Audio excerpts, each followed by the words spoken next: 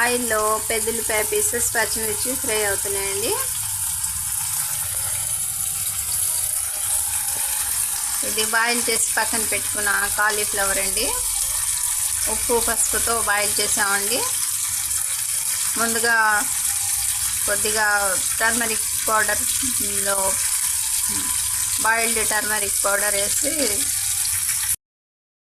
ఇది కాలీఫ్లవర్ అండి. ముందు బాయిల్డ్ వాటర్లో టర్మరిక్ పౌడర్తో 5 నిమిషాలు 10 నిమిషాల పాటు అలాగే ఉంచేసి తీసి బాయిల్ చేసామండి. ఉప్పుతో ఆ పీసెస్ని పక్కన పెట్టామండి. ఇక బాండీలో ఆయిల్ యాడ్ చేసి పెద్దల్లిపాయ పీసెస్ పచ్చిమిర్చి యాడ్ చేసామండి.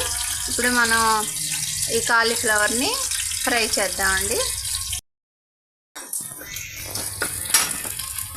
అల్లం చిన్నులపాయల పేస్ట్ కోకో పౌడర్ యాడ్ చేసామండి. ఇక బాయిల్ చేసిన ఈ కాలీఫ్లవర్ని అందులో యాడ్ చేసామండి.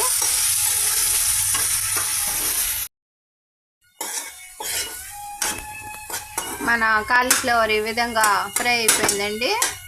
ఒక పెద్ద గరిటెడు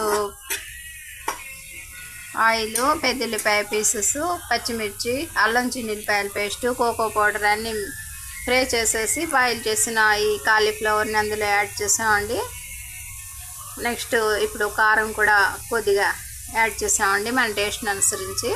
కొన్ని కొరియండర్ లీవ్స్ అండి.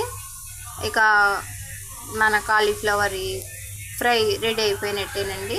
1 నిమిషంలో రెడీ అయిపోతుందండి. మా ఈ చిన్ని వీడియో నచ్చితే బీబీ షఫికా సోనా హోమ్లీ కిచెన్ షార్ట్స్ని లైక్ చేయండి, షేర్ చేయండి, సబ్స్క్రైబ్ చేయండి ప్లీజ్. బై అండి.